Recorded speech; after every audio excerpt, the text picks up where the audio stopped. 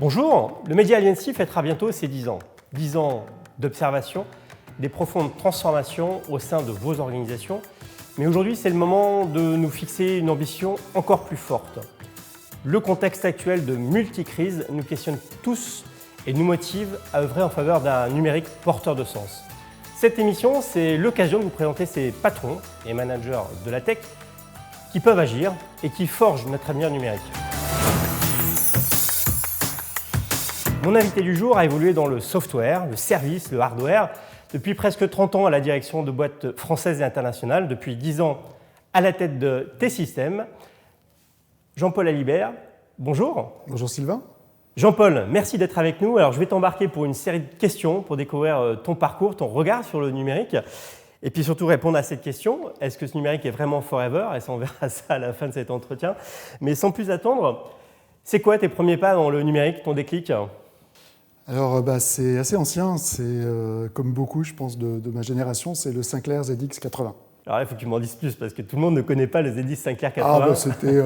C'était le premier tout petit ordinateur portable, ça venait de sortir et ça nous servait dans mes écoles d'ingénieurs. Voilà, ça. Allez, je te propose de choisir question 1 à 5. 3. Allez, 3. Ce que tu aurais aimé apprendre plus tôt dans ton parcours? Je dirais deux choses. La première, c'est parler en public. Ça m'a pris longtemps. Aujourd'hui, je suis vraiment... ça m'est facile, mais ça m'a longtemps été difficile. Et deuxième chose, passer les messages difficiles. Et j'essaie de l'apprendre à mes managers. On a tous des choses difficiles à faire. Parfois, heureusement pas trop souvent, et on a parfois des messages difficiles à passer, et notamment quand on est manager à son équipe ou entre managers. Et il y a des techniques pour ça, et qui sont un peu contre-intuitives. Et quand on apprend, quand on est coaché sur ces choses-là, on arrive à faire passer des messages difficiles de manière beaucoup plus rationnelle et de manière beaucoup plus efficace, en évitant trop l'émotion. Tout le monde y gagne à la fin. Exactement. Allez, c'est moi qui l'a choisi, celle-là. Le mentor, le coach qui t'a le plus inspiré, marqué dans ton parcours? Alors, il y en a eu plein, mais j'ai envie de retenir un couple. Bernard Bourigeaud et Dominique Hélier. Alors, c'est pas un vrai couple, hein? Si. Moi je considère que c'était un couple. Pourquoi c'était un couple? C'est que ils ont monté Atos ensemble. Bernard était le fondateur, mais enfin, Dominique était là dès le début. Et j'ai rarement vu deux personnes aussi à la fois bonnes et complémentaires, et donc différentes. Et j'ai appris de cette différence, j'ai appris de Bernard, j'ai appris de Dominique. Et ce que j'ai appris, c'est qu'il y a des postures, des approches et des modes de management extrêmement différents qui peuvent être efficaces. Mais qu'il y a des basiques autour de l'échange, de la clarté, le sourire. Voilà, donc et avec eux, on a fait des choses incroyable. Au moment du grand Atos, vraiment fortes. Allez, on va poursuivre cet échange. Quel regard tu portes sur l'échec en tant que manager? Il y en a forcément beaucoup. J'en ai donc vécu plein. Et je vais pas tomber dans le poncif, mais c'est vrai qu'on apprend. On ne perd jamais. On n'a jamais d'échec. On apprend. Et ce qu'il faut, c'est avoir cette humilité qui fait qu'on est capable d'apprendre de ses échecs. Et puis je pense qu'en fonction du vécu de chacun, moi j'ai eu une vie facile.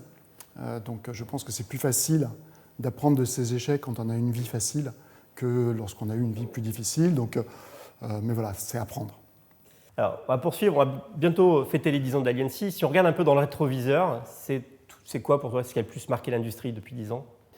Pour moi, c'est l'informatique pervasive, c'est-à-dire la capacité qu'a eu ce qui vient finalement du PC, de rentrer dans nos vies, de rentrer dans nos poches et de rentrer dans notre tête. Et pour moi, il y a beaucoup de bien derrière ça et il y a aussi beaucoup de danger. On va poursuivre cet échange 1 à 5. 4. Allez, 4. Le buzzword qui ne veut plus rien dire pour toi? Cloud, évidemment. Alors ça, tu me perturbes parce que c'est quand même ton job. C'est mon job. Ça ne veut plus rien dire parce qu'il y a tellement de formes de cloud, il y a tellement d'approches du cloud, et je suis assez stupéfait de voir à quel point, toi comme moi, on parle à beaucoup de DSI, des CISO, des CTO, et finalement, il n'y en a pas deux qui mettent la même chose derrière ça. Et ça, c'est vraiment incroyable. On revit d'ailleurs en ce moment ce qui s'est passé il y a 10 ans sur le cloud. Il y a 10 ans, tous mes clients, parce que j'ai toujours été plutôt dans les grands clients voulaient faire leur cloud. Ils sont tous partis sur un projet cloud. Ils ont tous évidemment arrêté. Et maintenant, on voit la même chose sur la sécurisation du cloud. Allez, 1 à 5. 5. Ta vision du futur du travail? Je pense qu'on a beaucoup accéléré ces 2 dernières années sur ce que nous, on appelle le We Work New. Et il me semble qu'on doit pouvoir trouver sur les 10 ans qui viennent un bon équilibre. Moi, j'y crois, j'en suis convaincu. On a signé, bien évidemment, un accord de télétravail. Et on voit l'apport dans et l'efficacité et les conditions de travail et l'esprit d'entreprise. On en voit les côtés très positifs. On en voit aussi les côtés un peu négatifs. On parle beaucoup du big quit. C'est vrai que si on va un peu trop loin, et certaines entreprises, notamment en France, sont allées pour moi trop loin dans le télétravail, moi j'ai le sentiment, alors je suis peut-être un peu old-fashioned, mais j'ai le sentiment que créer un esprit d'entreprise avec des personnes qui sont chez elles, ça va être compliqué. Alors moi je t'amène à cette question parce que je devine un peu la réponse, mais justement, faut-il se méfier de la place du numérique dans nos vies? Oui. Contrairement évidemment à ce que je viens de te dire. Oui.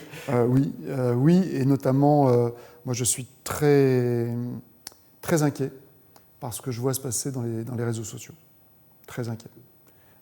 Et je vois autour de moi plein de personnes qui sont cultivées, qui ont des valeurs fortes et qui néanmoins se laissent influencer par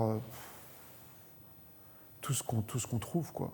Et donc, sans aller jusqu'aux fake news, les Russes, etc., on voit quand même qu'il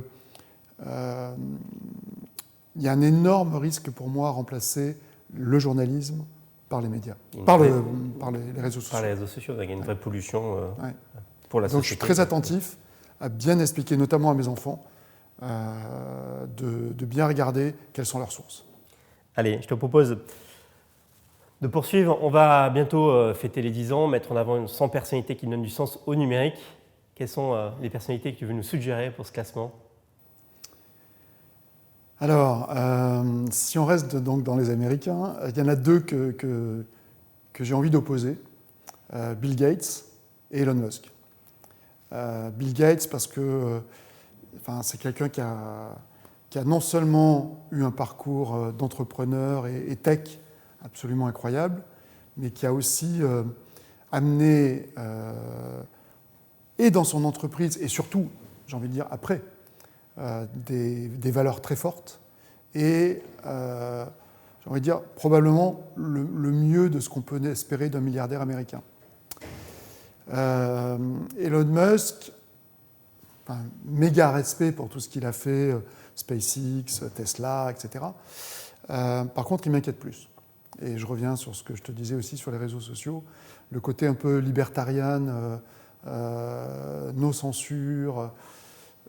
Moi, ça me fait un peu peur. Et donc, je t'ai proposé aussi de m'en citer un plus proche de nous. Un Français, donc? Oui. J'ai envie de citer Octave Klaba, parce que je trouve que c'est vraiment une belle histoire, à la fois de la capacité d'intégration de la France, mais avant tout, une vraie histoire industrielle d'un passionné de technologie, qui est toujours passionné de technologie et de musique d'ailleurs, et qui voilà, et qui a réussi à quand même créer un joli business de plus de 600 millions. Hein. On arrive à l'issue de cet entretien. Est-ce que tu as un message à passer aux équipes Alliancy pour ces 10 ans? Écoute, à nouveau, rester dans cette approche quali dont on parlait tout à l'heure, donc de l'hyper-pertinence, et passer à l'échelle. Vous avez, je pense, un réseau et une approche qui peut vous permettre de nous amener ce qu'on recherche, et évidemment d'amener à vos autres publics, donc les DSI principalement, et les CISO et les CTO et les CDO, ce qu'ils recherchent dans un échange dont je pense, moi, qu'il pourrait être plus riche. Encore plein de points de rencontre à créer, donc on va y œuvrer. Pour ce mot de la fin, est-ce que ce numérique, il est vraiment forever pour toi? Ah oui, complètement. Je suis pas forcément tout le temps sur les réseaux sociaux, mais j'y passe beaucoup de temps et on en voit aussi tous les avantages, toute la puissance et tout ce qu'on peut en tirer, donc j'adore ça. Donc que ce soit le numérique professionnel, mais aussi le numérique personnel, oui, forever. Merci à toi d'avoir joué le jeu de cet entretien. Merci à vous de nous avoir suivis. Alors découvrez l'ensemble de ces portraits de patrons et managers de la tech sur le site Alliancy. Et puis rendez-vous bientôt pour cet anniversaire et surtout un nouveau portrait. Merci à toi. Merci Sylvain.